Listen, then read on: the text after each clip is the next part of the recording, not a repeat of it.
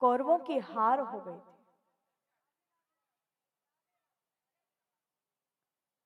कौरवों की हार हो गई। दुर्योधन मूर्छित पड़ा हुआ है, जंघाएं टूट चुकी हैं, आंखों से अश्रुधारा बह रही, मन में विचार कर रहा है, देखो जी, हम 100 भाई थे, सबके सब मारे गए, परंतु पांडव केवल 5 भाई, पर 5 में से किसी एक का भी प्राणांत नहीं हुआ। क्यों नहीं हुआ? क्या पांडव इतने बलवान थे या कौरव इतने ज्यादा निर्बल थे कि पांडवों में से किसी एक का भी प्राणांत नहीं कर पाए? ऐसा नहीं है। कौरव भी बहुत बलवान थे, पर कौरवों की हार का कारण क्या है? कौरवों की हार का कारण है केवल विश्वास न करना। जिस समय सेना का बंटवारा हो रहा था, मंदिर में खड़े हुए थे भगवान कृष्ण। एक तरफ भगवान कृष्ण थे, एक तरफ पूरी नारायणी सेना थी। एक तरफ दुर्योधन खड़ा हुआ था, एक तरफ अर्जुन खड़े हुए थे। भगवान कृष्ण ने दुर्योधन से कहा, दुर्योधन, मेरा एक संकल्प है, महाभारत के युद्ध में मैं कहीं भी कोई भी अस्त्र शस्त्र धारण नहीं करूंगा, और एक तरफ मेरी पूरी नारायणी सेना रहेगी, एक तरफ से मैं अकेला युद्ध लड़ूंगा। दुर्योधन, तुम बताओ, तुम किसको अपनी ओर रखना चाहते हो, किसको अपनी सेना में रखना चाहते हो?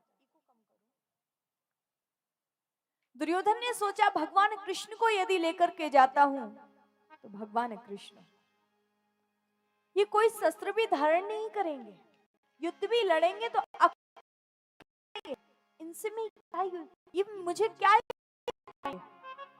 एक काम करता हूं, इससे अच्छा पूरी नारायणी सेना को ही मांग लेता हूं, पूरी नारायणी सेना को मांग लेता हूं।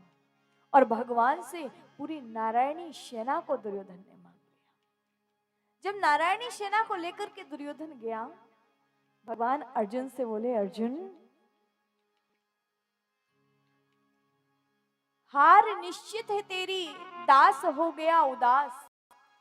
हार निश्चित है तेरी, दास हो गया उदास। और माखन तो दुर्योधन ले गया, केवल छाछ बची तेरे पास, केवल छाछ बची तेरे पास। तेरी हार तो निश्चित है। अर्जुन बोले, नहीं प्रभु, सुनो, कन्हैया ध्यान से सुनना, जीत निश्चित है मेरी, दास हो नहीं सकता उदास। जीत निश्चित है मेरी, दास हो नहीं सकता उदास। और माखन लेकर क्या करूं, जब मक्खन चोर है मेरे पास, जब मक्खन चोर है मेरे पास। क्या आवश्यकता मुझे माखन की? मुझे कोई आवश्यकता नहीं है प्रभु, आप मेरे साथ हो, मुझे किसी और चीज की आवश्यकता नहीं है, क्योंकि कन्हैया मेरी हार भी तुमसे, मेरी जीत भी तुमसे, मेरा जो कुछ है सर्वस्व मेरे कृष्ण केवल तुमसे ही है।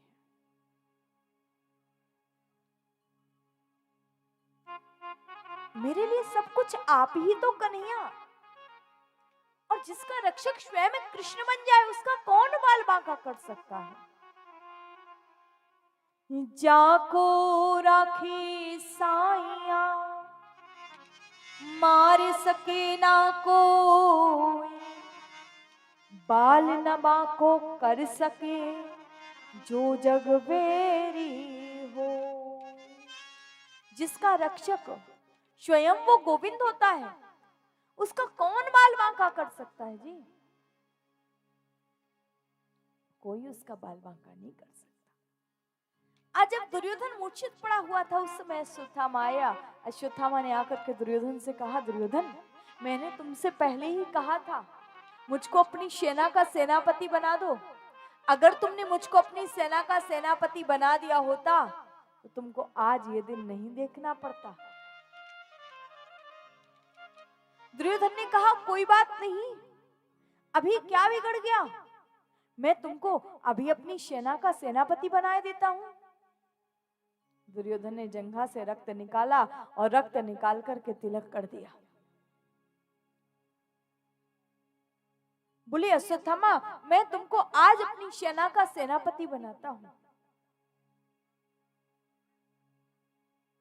मेरी एक अंतिम इच्छा है, तुम पांचों पांडव ना सही, किसी एक पांडव का कटा हुआ सर मुझे ला करके दे दो। अश्वत्थामा ने सोचा क्या करूं। अश्वत्थामा ने अर्धरात्रि के समय एक वृक्ष के नीचे लेटा हुआ था और काकुलुक नीति का प्रयोग किया।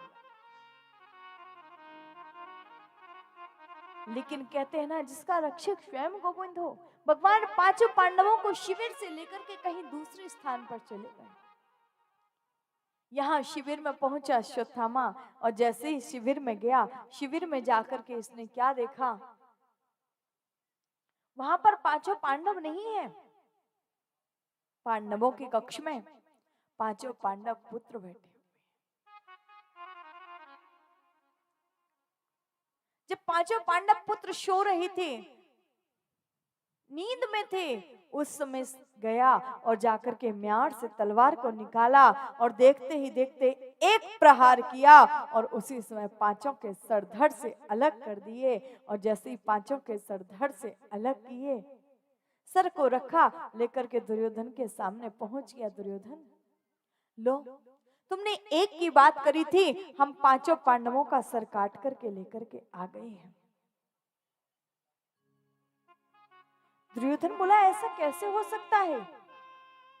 जो काम हम इतने लोग मिलकर के इतने दिनों में नहीं कर सके, वो कार्य इसने अर्धरात्रि में कैसे कर दिया?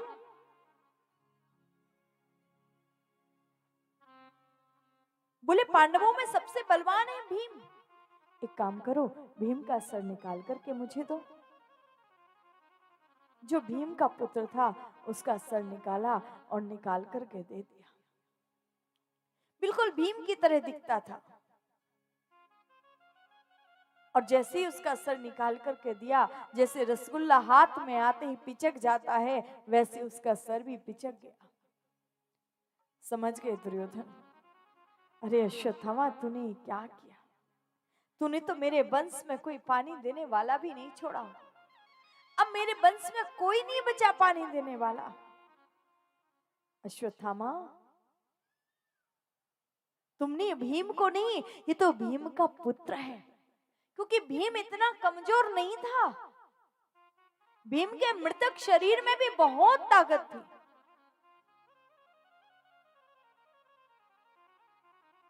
जैसे ही कहा,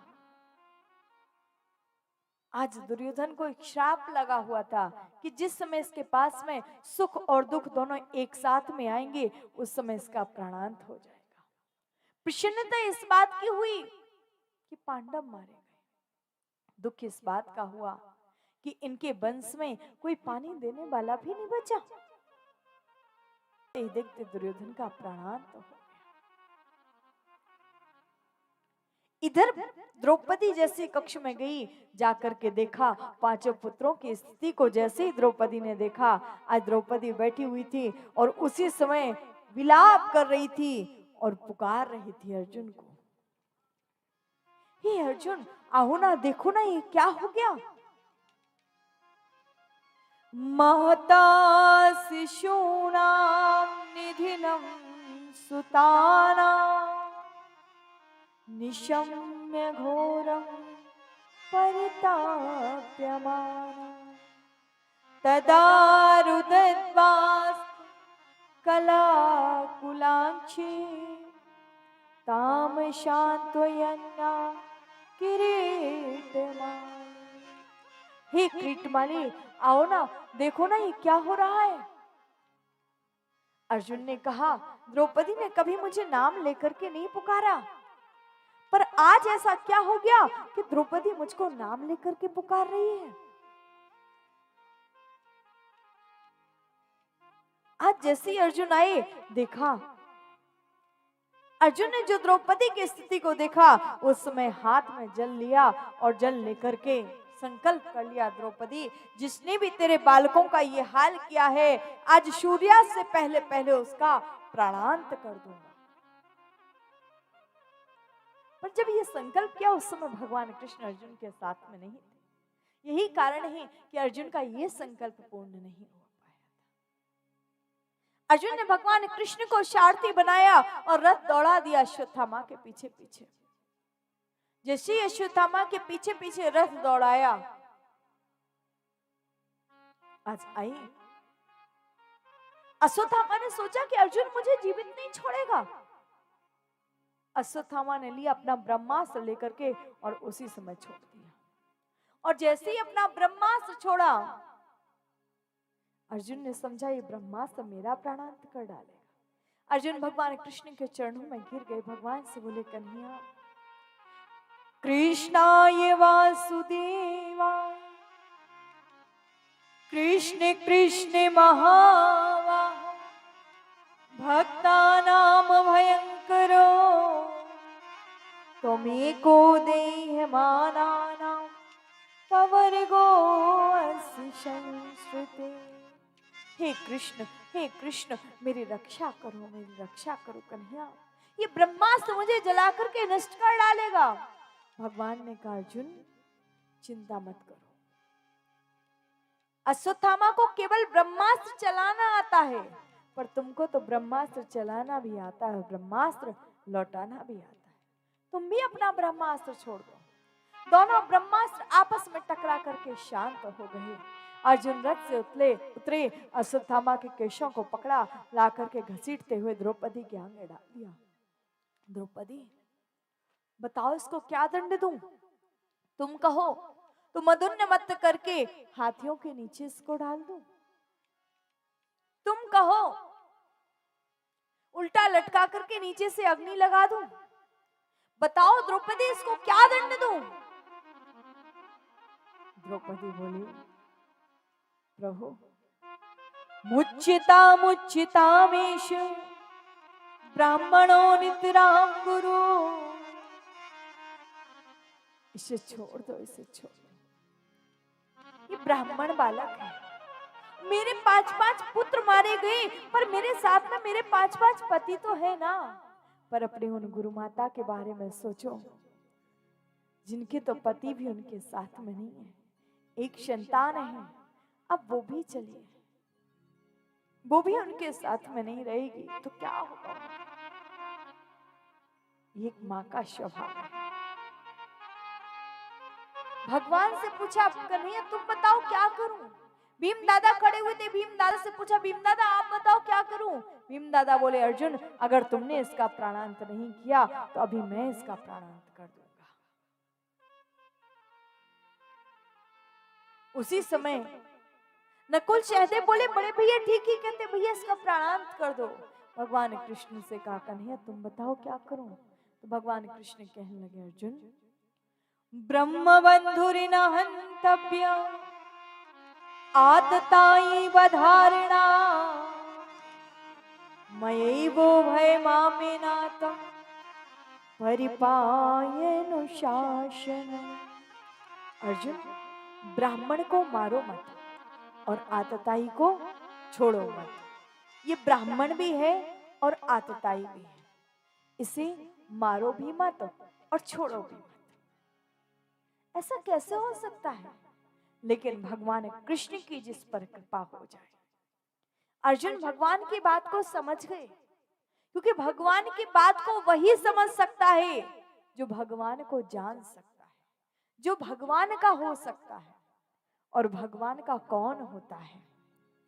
जो भगवान की आज्ञा का पालन करता है, जो हरि आज्ञा का पालन करता है।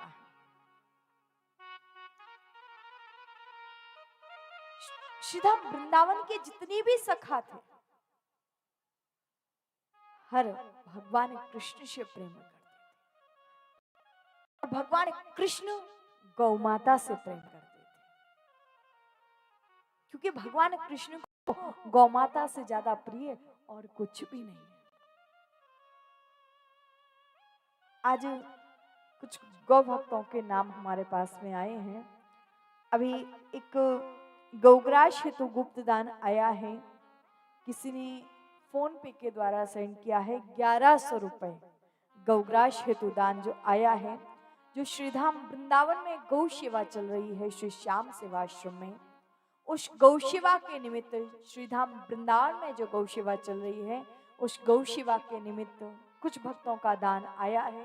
तो अभी एक भैया आप लोगों के मध्य में आए हैं ये कलश लेकर के।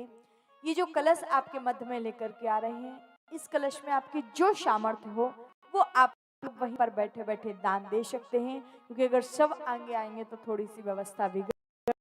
और इस कलश में जो भी आप लोग दान देंगे ये आपका दान श्रीधाम वृंदावन में चल रही गौ सेवा है, उस गौ सेवा के निमित्त ही जाएगा। तो आप लोग जो भी अपना दान देना चाहें वहीं पर बैठे बैठे दे सकते हैं। और जो भी भक्तगण अपना कोई विशेष दान देना चाहें तो वो हमारे शेखर भैया जो आपके मध्य में हैं, शेखर भैया जो यहाँ पर एंकरिंग करते हैं, जो आपको सूचना देते हैं, आप उनसे संपर्क कर सकते हैं। तो उनको आप अपना नाम, पता और मोबाइल नंबर अवश्य पूरा लिखवा दें, जिससे कि हमारे जो गौ भक्तों की लिस्ट है वह गौ भक्तों की लिस्ट में हम आप लोगों का नाम भी जोड़ सकें। बोली वाले कृष्ण लाल की। आज कन्हैया से पूछा, कन्हैया आप बताओ क्या दंड दूं?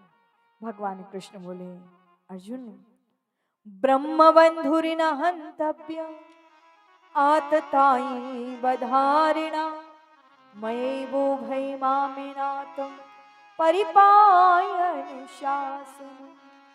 अर्जुन ब्राह्मण को मारो मत और आतताई को छोड़ो मत। ये ब्राह्मण भी है और आतताई भी है, तो इसे मारो भी मत और इसे छोड़ो भी मत। जैसे ही कहा अर्जुन भगवान की बात को समझ गए। अश्वत्थामा के मस्तक पर एक मणि थी, मणि को निकाला और उसके आधी दाढ़ी मूछ मुड़वा कर उसको अपमानित करके वहां से निकाल दिया। लेकिन कहते हैं अश्वत्थामा को पांडवों का शुक्रगुजार होना चाहिए। काम तो मृत्यु दंड का किया और पांडवों ने इसको प्राण दान दे दिया। लेकिन अश्वत्थामा के मन में ईर्ष्या बैठ गई, मैं पांडवों के वंश में कोई पानी देने वाला भी नहीं छोड़ूंगा। जैसे इसके मन में ईर्ष्या आई, उस समय की बात, उत्तरा गर्भवती थी। इसने उत्तरा के गर्भ को नष्ट करने के लिए ब्रह्मास्त्र छोड़ दिया। इधर भगवान कृष्ण द्वारिका जाने की तैयारी कर रहे थे। एक हाथ रथ पर था, एक हाथ से सभी नगरवासियों को आशीर्वाद दे रहे थे। तब तक उत्तरा के गर्भ को नष्ट करने के लिए जैसे ही ब्रह्मास्त्र चलाया, उत्तरा भागती भागती आई भगवान के सामने गिर गई। भगवान से कहने लगी, कन्हैया पाहि पाहि महायोगिन देव देव जगत्पते नान्यं तद्भयं पश्ये यत्र मृत्यु परस्परम्। हे कृष्ण पाहि माम, मेरी रक्षा करो, मेरी रक्षा करो गोविंद। ये ब्रह्मास्त्र मुझे जला करके नष्ट कर डालेगा। भगवान ने क्या किया, एक अंगुष्ठ के बराबर स्वरूप धारण किया, उत्तरा के गर्भ में प्रवेश किया, उत्तरा के गर्भ की रक्षा करी मेरे गोविंद ने।